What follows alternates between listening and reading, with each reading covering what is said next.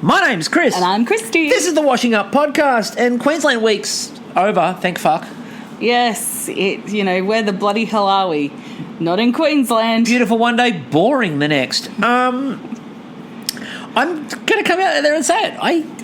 This was a dull week. They didn't go to anywhere in Queensland that matters. There was no Draculas. There was no Wet and Wild. There was no Draculas. There was no fucking, Warner Brothers Movie World. There was no Draculas. Yeah, there was no Draculas. There was no Ungerman Brothers ice cream. No, where the fuck are your fishbowl cocktails, people? Look, again, if you want to know just how good the fishbowl cocktails are, go back and listen to the episode last year where Hoodie got eliminated. Because we did that after a couple of them, and it was a really fun experience. It was. We should have done that again this time. We really should in have. celebration of Queensland Week. Where else but Queensland? I know. So, yeah, like last time we left you, they'd done a ridiculously stupid challenge, and they followed that up with another ridiculously stupid challenge. Just a ginger. But only a ginger can call it. Yeah, look, I'm the only person allowed. I'm the only person on this podcast actually allowed to say the name of the ingredient. Okay. Because only a ginger can call another ginger, and so therefore I'm allowed to. And if Robert Harwood was on the podcast, he could also say Robert the G could word. do this as well. But unfortunately for everyone else, you can't say it. So as we know, miscellaneous root vegetable. Yes, Queensland is well renowned for producing G. You can say the word. You can say ginger. It's going to be a pointless podcast if you can't. Okay. So as we all know, you go up to Queensland and everyone might be like, oh, let's go to the big pineapple. You're like, the big pineapple? What the fuck's that? I'm just going to go see the big ginger. Can't move for the fucking ginger fields. No, just ginger everywhere. Ginger as far as the eye can see. It's kind of ironic because as somebody, of that hair persuasion, we don't like Queensland.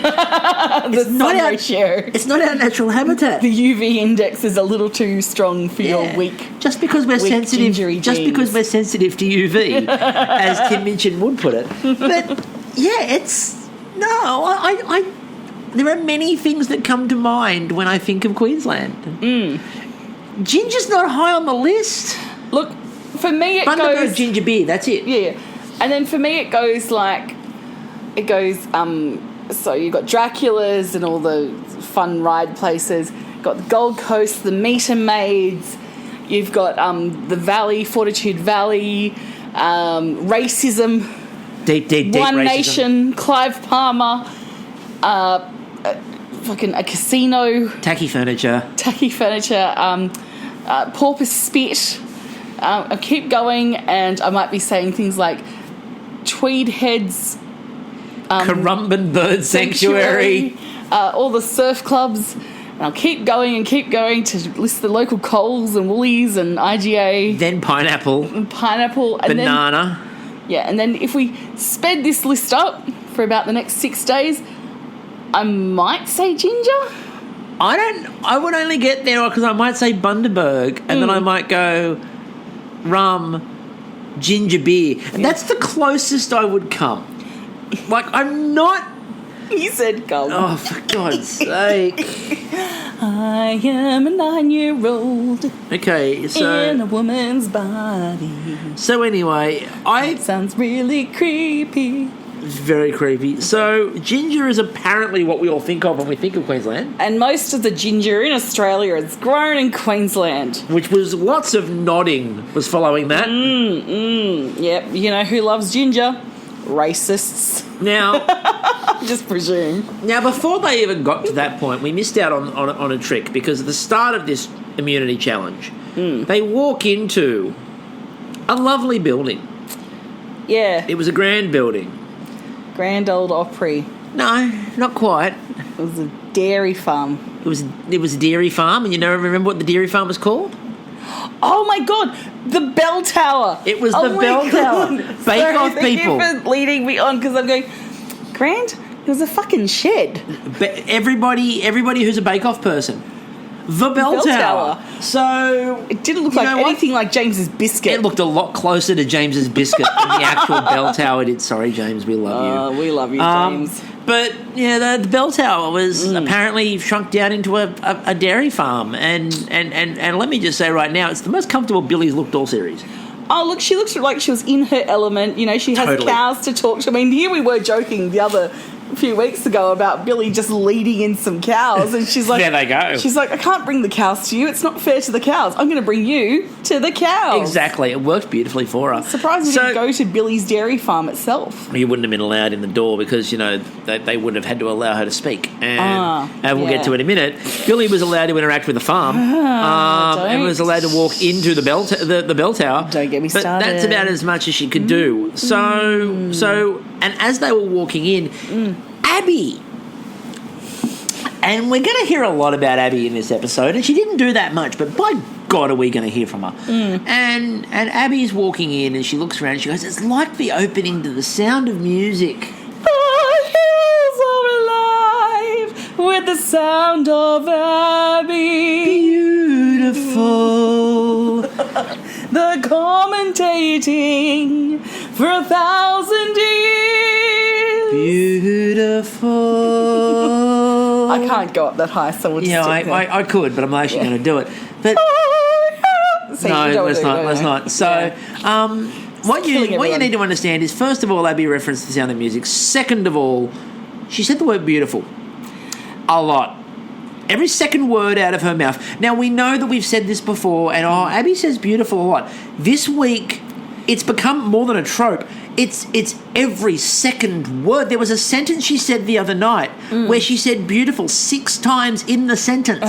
It's like, remember when you're like 8 years old and you learn about Pig Latin and then you learn about the Alibi language, and it's like beautiful. Like it's like, I beautiful, you beautiful, we beautiful, go beautiful, I've got this, too beautiful, I've got this beautiful, produce, shop beautiful. I've got this beautiful produce with this beautiful kitchen, and in this beautiful kitchen with this beautiful produce and these beautiful people around me, I'm going to make a beautiful dish that's beautiful, and the creamy, beautiful sauce looks beautiful with the beautiful, beautiful, beautiful. Shut up. But when I beautifully woke up this beautiful morning, I went to the beautiful toilet and did a beautiful poo and the beautiful loo, and it was beautifully smelly. It was a beautiful smell. When I flushed, beautiful. Beautiful. Beautiful. It was a floater.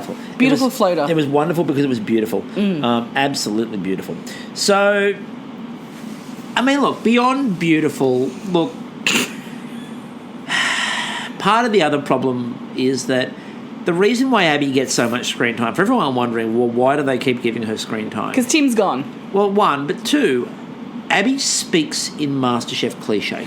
Oh, she does. And that's what they love. They don't have to write it. I don't even have to write her stuff. She knows how to naturally speak Masterchef cliche. So she's like, I got this. I know how to do this. She's been practicing. Like, she's had flashcards made up for years. Yep. So they absolutely love it when they get her to just do her it. and her partner while he's away for 9 months. Just text and talk and Masterchef FaceTime and cliches. Masterchef cliches. She's just beautiful every 2.5 seconds. She's like, I'm going to hero this message to you. So the Hero immunity. my love to So you. your immunity challenge was you had to make ginger. Something with ginger. It had to be the hero of the dish. It's hero. Hero feature. of the dish. It was feature and hero. Make it central to the flavour profile. So we ended up with in there. We ended up with Abby. We ended up with Simon. We ended up with Zoolander. Ooh, he was very, very, very, very, very, very, very, very gingery. And we ended up with Anushka. So the challenge. Look, we're not really going to recap it.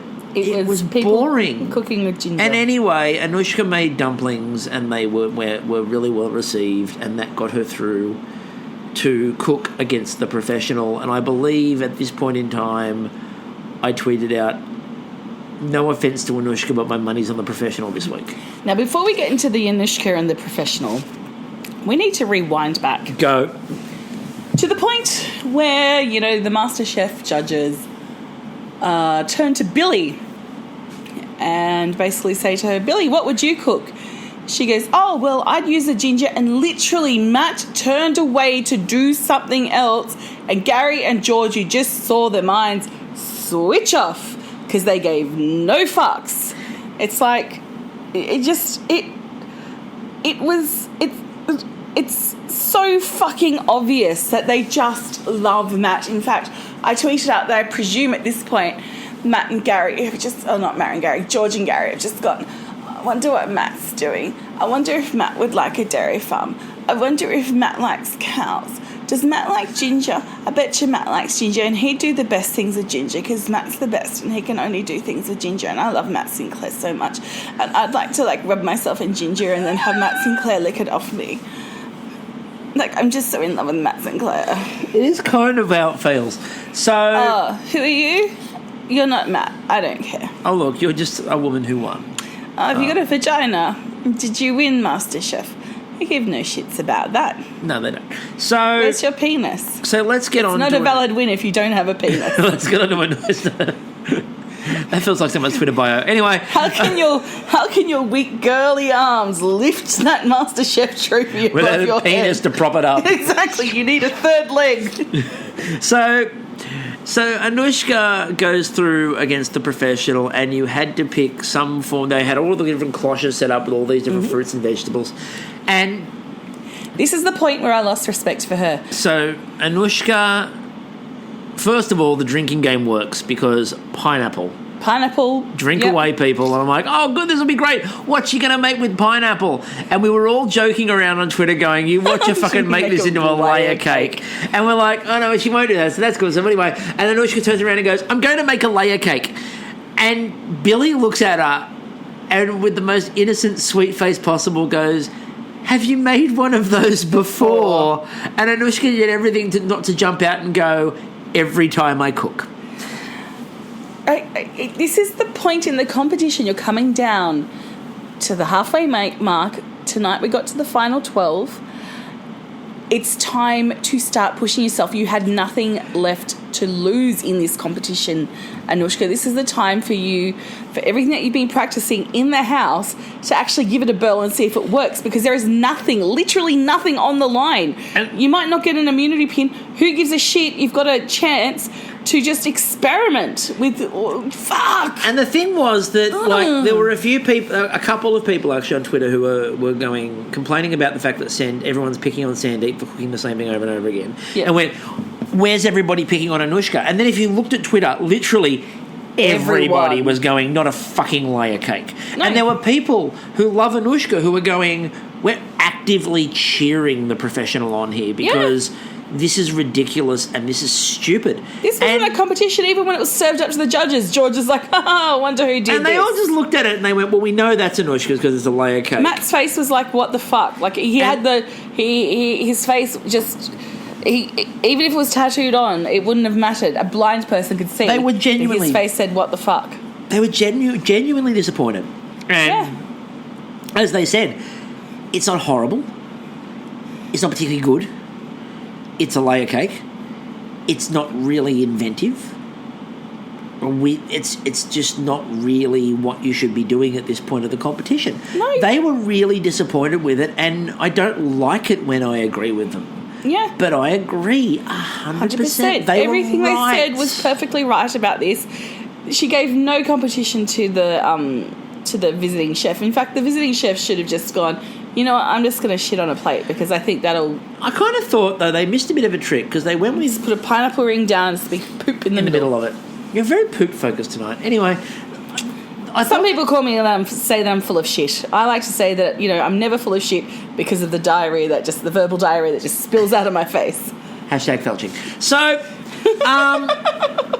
It's my term, Chris. I know, and I'm borrowing it. So, I was really disappointed, though. They missed a trick in terms of the professional because... Yeah, sure, we've all got these professional chefs that come in and do a great job.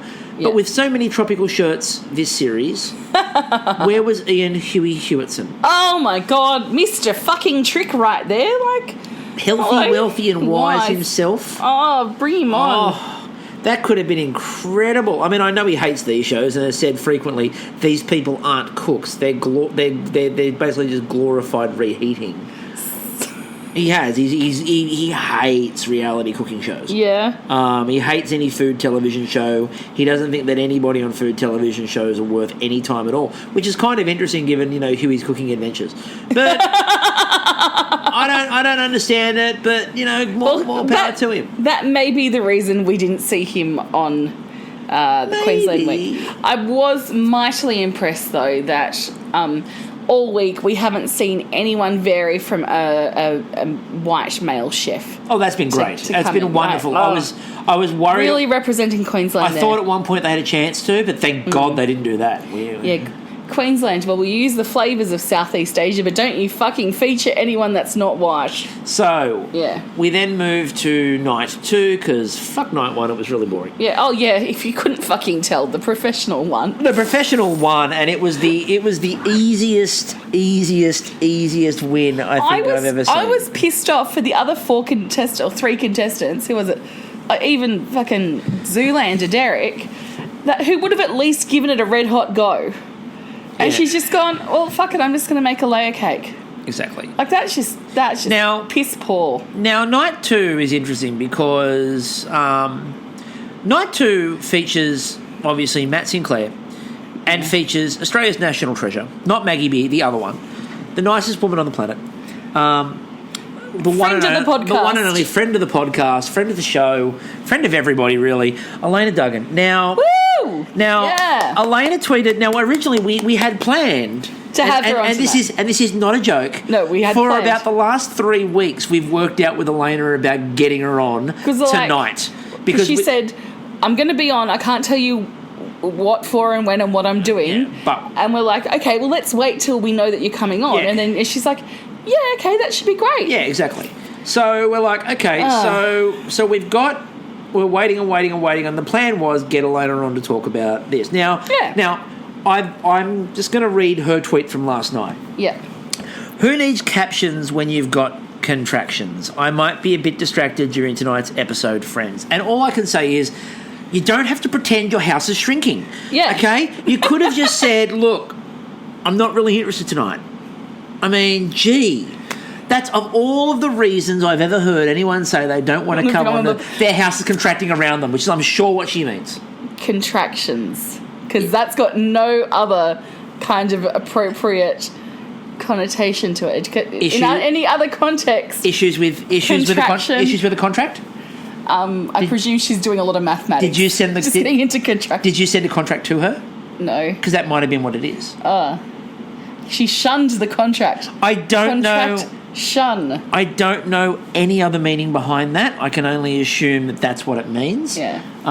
And all we can say on that is good luck, Elena. So moving on from that, I mean, I don't know. Who knows? Who knows? Anyway, so we're not afraid to say basically last night was all about Elena for us. It was. Completely about Elena. It's a joy to see her on. It is so lovely to see Elena rubbing her belly and letting the guys know that she's preggers. Because, there they are. They're like, oh, here's Matt Sinclair. He's got a restaurant.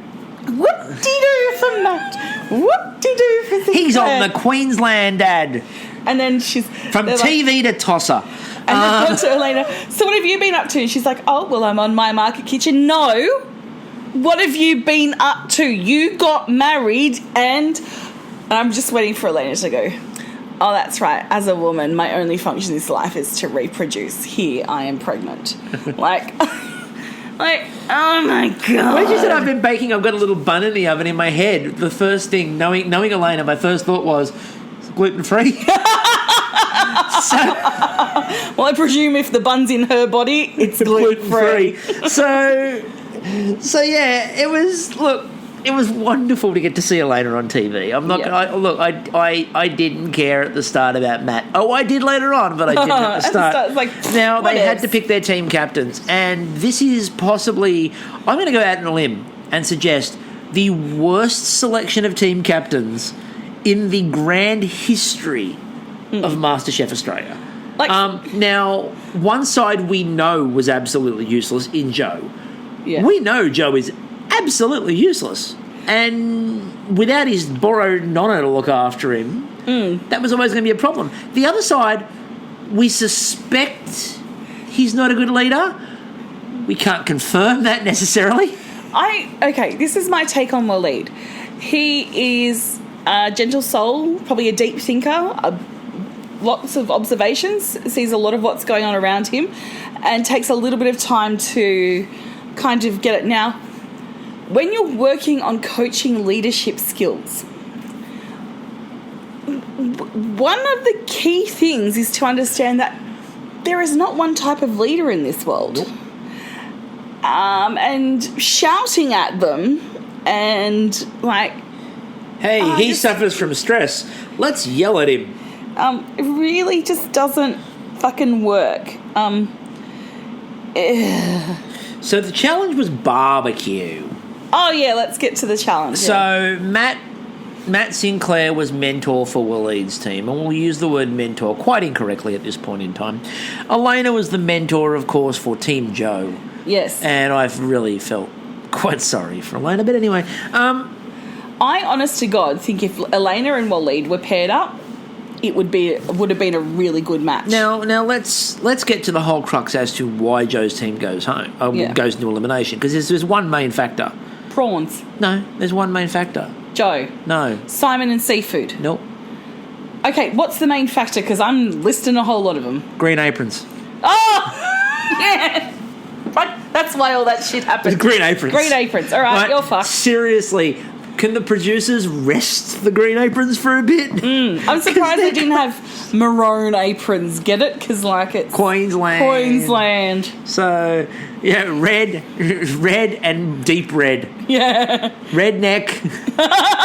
The scarves. No, neckerchiefs. They should have had yellow for the Palmer party. This is white. All white aprons. All white aprons. Nothing but white aprons. So...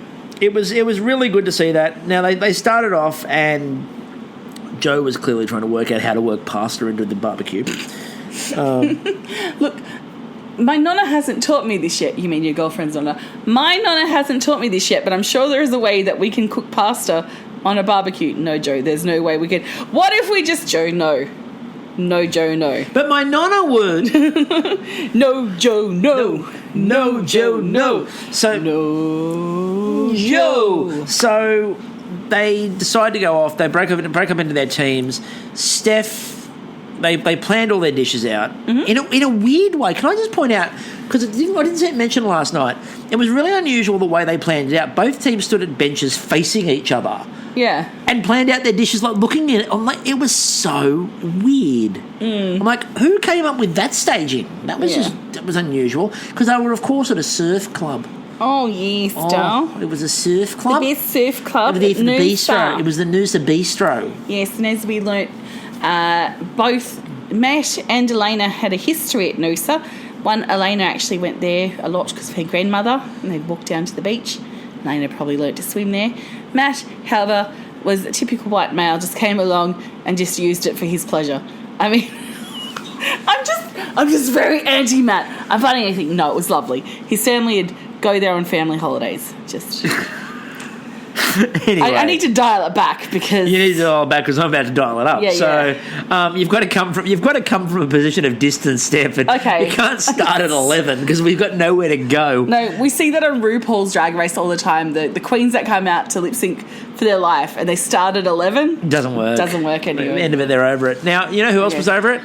Steph, because here she is slicing up some. So they planned out all their stuff and planned out all their things. Plant. And yes, Steph started to prepare what I referred to as the innuendo. And she'd sliced all these eggplants, and there was a plan for these Italian flavours in the eggplant. Yeah. The thing was that everything else was Asian. Yeah, and like Elena, I presume there's a lot going on, and that's why she only raised it half an hour in. But she's like, well...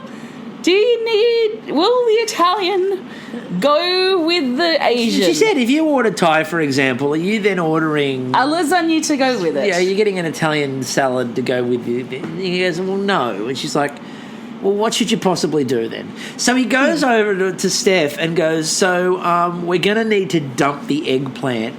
And if looks could kill... Joe would have been dead. And here's the thing, Joe. You don't have to throw the eggplant out with the bathwater. Because everybody is just tweeting out, just change the eggplant dish. Do you think... Yeah, it's like, whack it in some miso. Because, okay, fucking Josh, you fucking legend, has gone, okay, from now on, I'm calling, like, vinaigrette, hollandaise, everything, European sauces, or European dressings, because of all the Asian flavours and Asian dressings, which is true. I mean, if you look at what they were talking about last night with the flavours, and then the weirdest statement was where they went, tomato. Joe goes, tomato probably won't go with, an Asian style dish. It's like, it's fucking tomato through everything, you idiot. Yeah. Like, you could make that work, but they abandoned the tomatoes.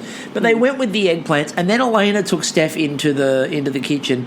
I'm assuming to calm her down and go, we'll have a look at all this. And it worked. Steph looked at everything and went, oh my God, there's so many really awesome mushrooms. And Elena's like, you've got it.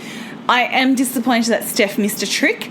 Could have grabbed some of those mushrooms, chopped them up, cooked them, called them scallops, and just did a little sauce on the side saying for Kyle. It would have been beautiful. It would have been lovely. It would have been wonderful.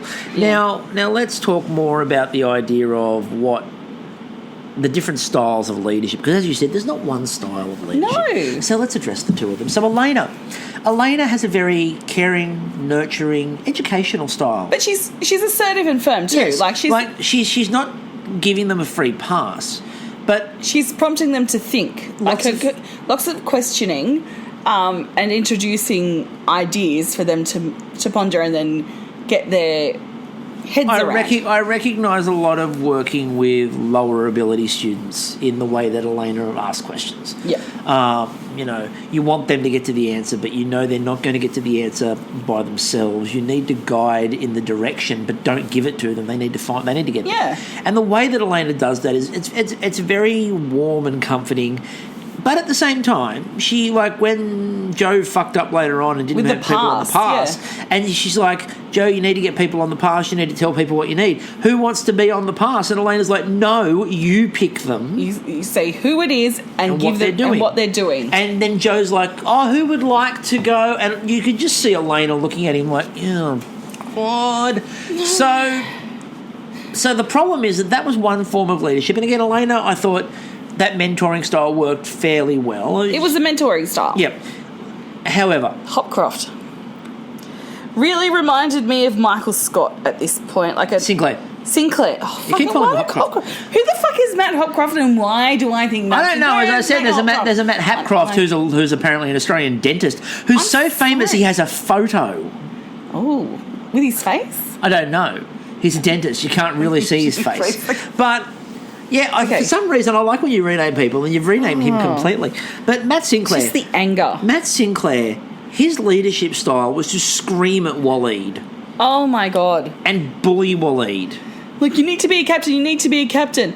And then to lead the team. And then he steps in and it was honestly like an old, jock coming back to the school of his dreams to captain the football team. And then captains the fucking football team instead. Here's the thing, right?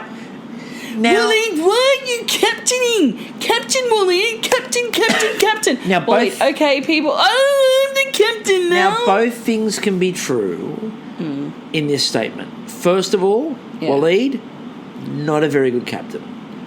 Secondly, Matt Sinclair, totally fucking out of line. Both of those sentences can be true.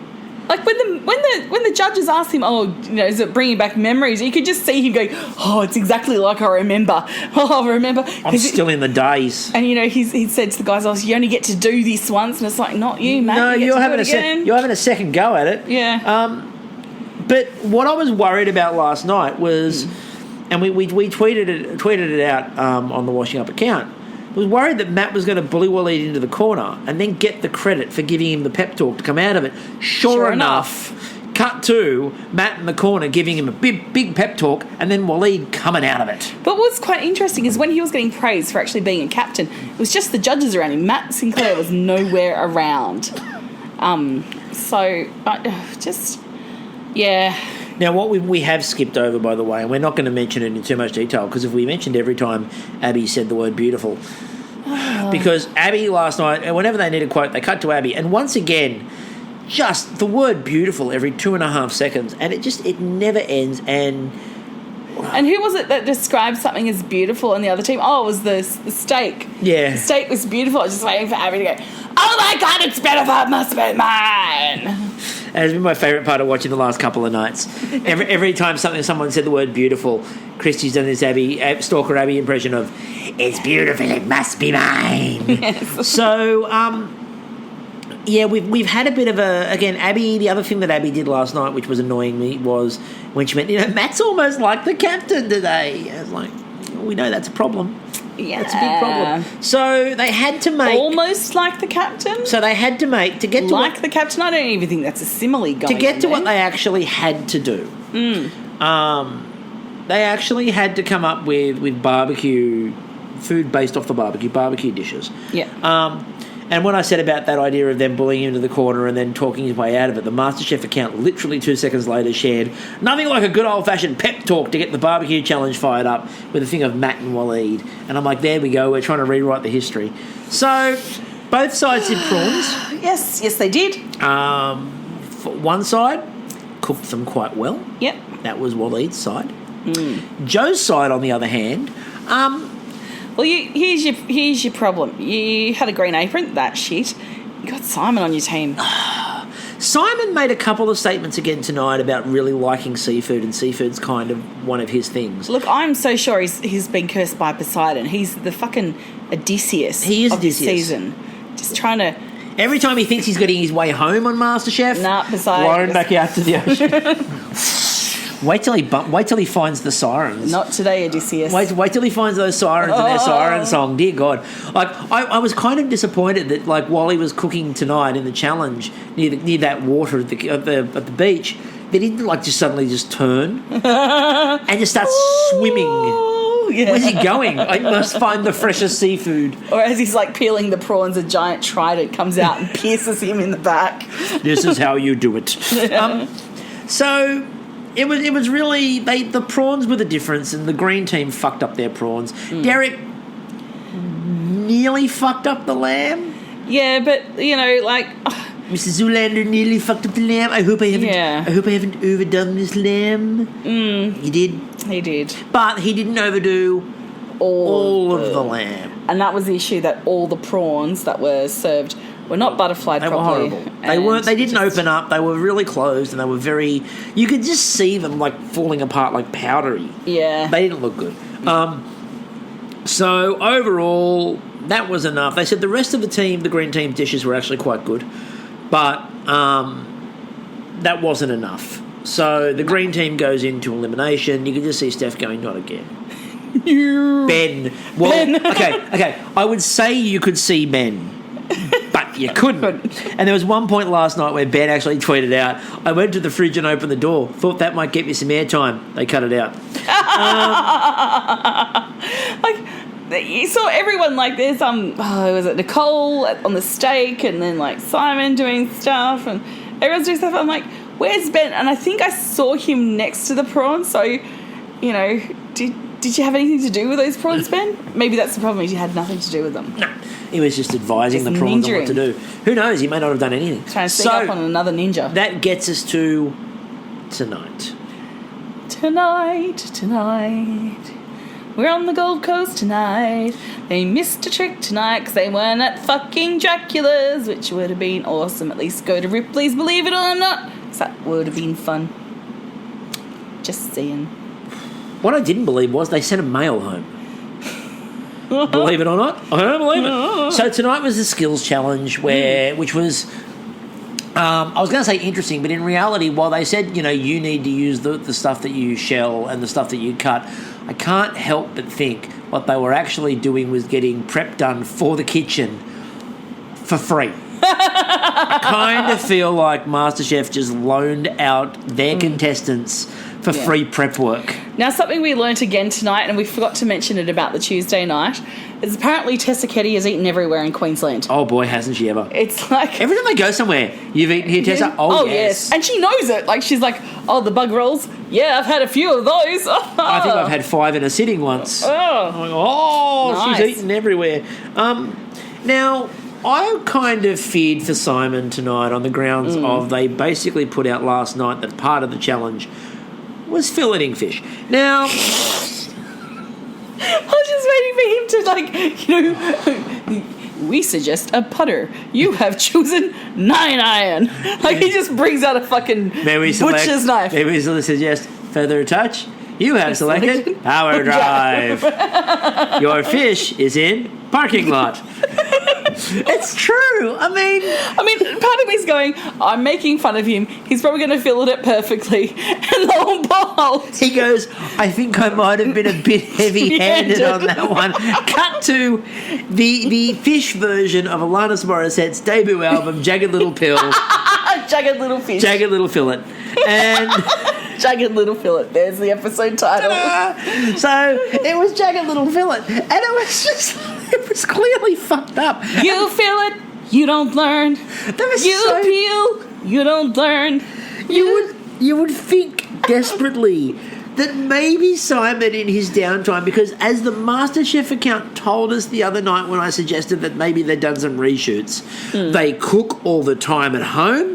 They practice all the time at home. He clearly hasn't practiced filleting a fish because he still can't fillet a fish. I reckon he just, gets on the tips and he goes, all right, I'm going to fillet a fish. Goes to Macca's and goes, I want to fillet a fish. Get it?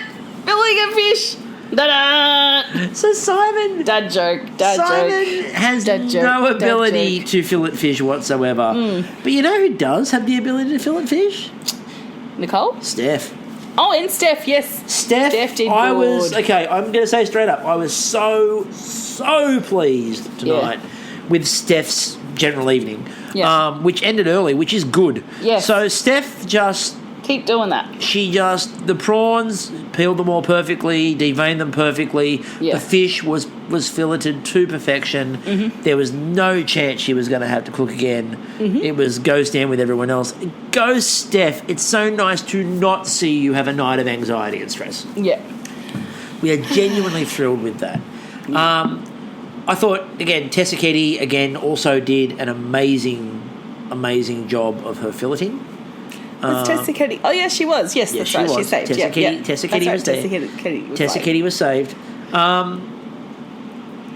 Simon obviously wasn't saved. And then they had to... They were walking up and down the line with one plate going, is this one better than this one? What about this one? Is this one better than this one? So we ended up with an elimination group tonight of Simon. Mm-hmm. We ended up with an elimination group of Nicole. We ended up with Ben. Yeah. Kind of don't know how. We didn't even really see... Because he nicked a bug. But we didn't even really see it. Yeah, but he told us he nicked a bug. He had to, because they didn't... He had to. They didn't have a camera anywhere near him. Yeah. Even tonight in the challenge... Oh, no, that was Joe. Yeah. I told you. Joe. You tell me what Ben did in that challenge. Go on. Go on. You can't. I can't. I told you. Oh, my God. They don't even show him in the elimination challenges. He's going to go home and we're going to have no idea. They're going to forget that they have 4 contestants, not 3, then 3 contestants, not 2 in the final He's going to win accidentally. And he's going to win by accident.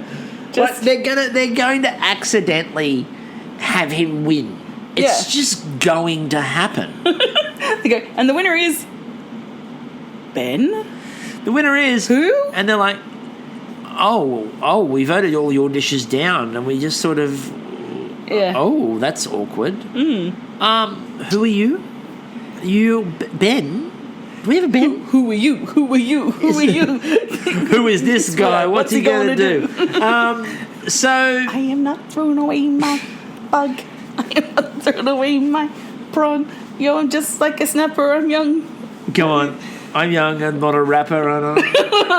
Yeah, okay. I bailed you out of that one. Yeah, thank you. Really am in a musical mood tonight. You really are. So Simon decided that the way, what he was going to look for tonight in his seafood platter, which they had to make a seafood platter. That was the instruction.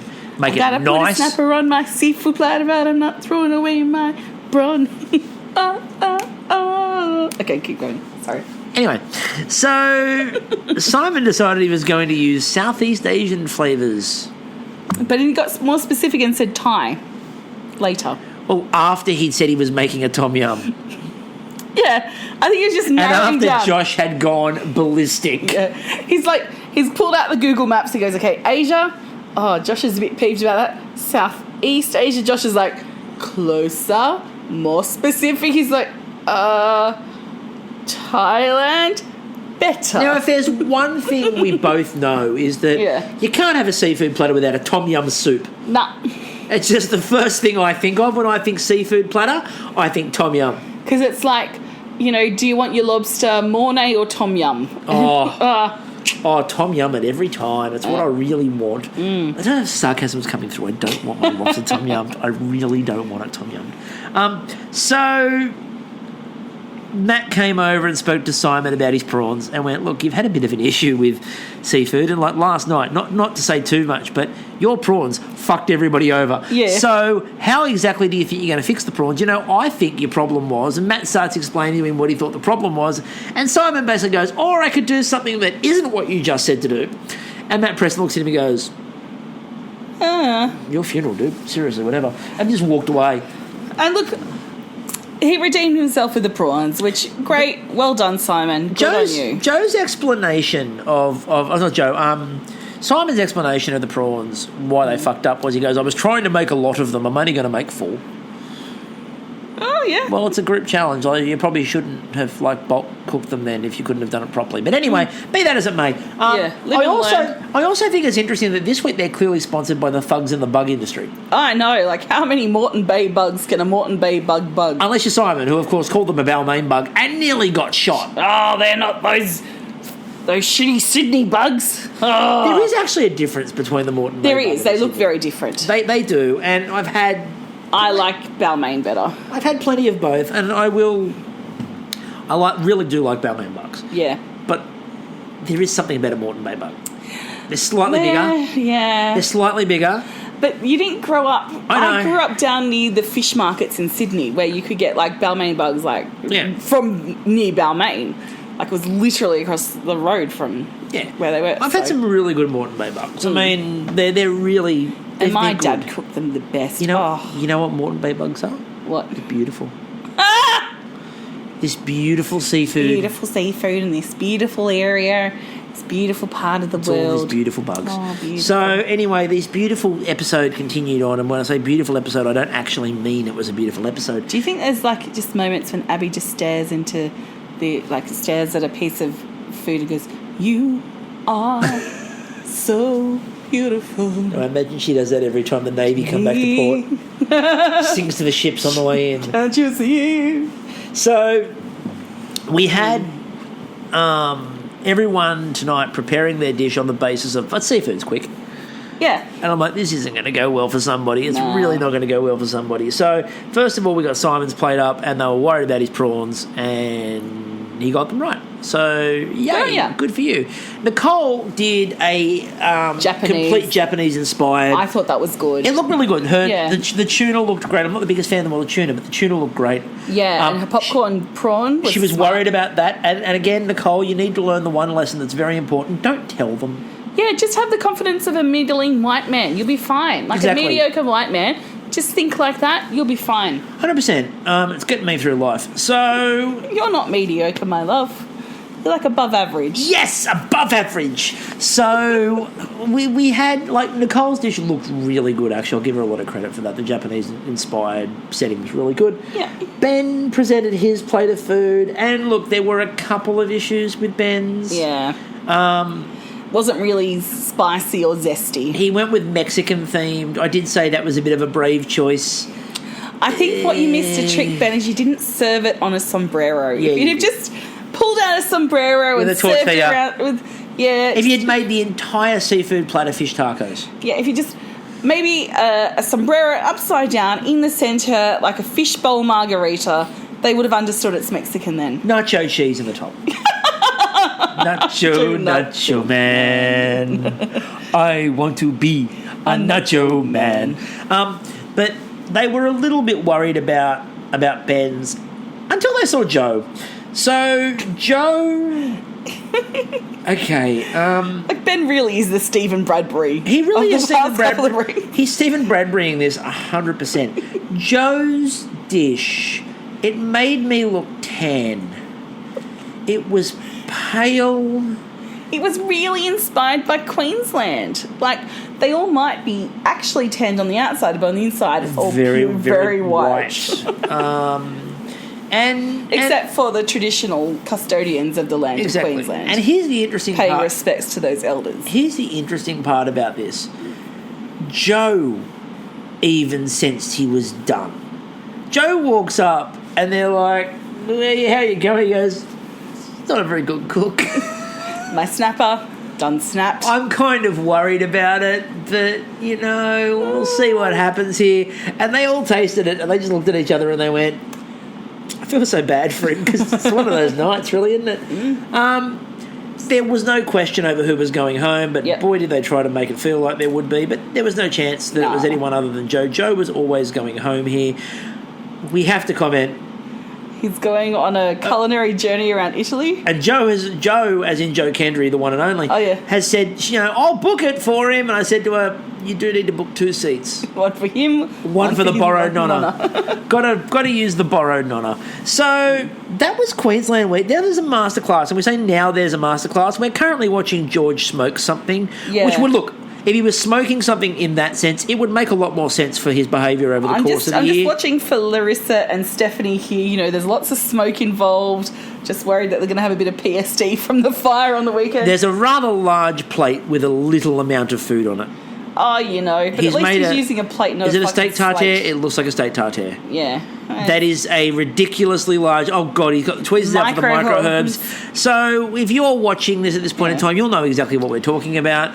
Now, I just want to apologise to Steph because I have essentially made you fire guy. You are Ryan. You started the fire. Well, Steph did indeed start the fire. Yeah. Stephanie started the fire. And the other thing we need to talk about before we go tonight, there's something that we didn't mention on the last episode, and I was really disappointed that we didn't mention it on the last episode. When did we mention?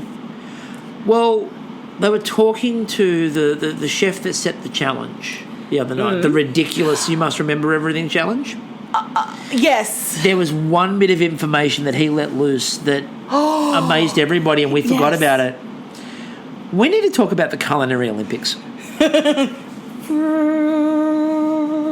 So I am staggered that there are Culinary Olympics. I want to know, are they rotated every 4 years? Do cities bid? Is there host city bidding going for the Culinary Olympics? I imagine they run with like a blowtorch, like a little meringue blowtorch. They start in France at the Cordon Bleu Academy. Cordon Bleu Academy. They moved the butane gas canister.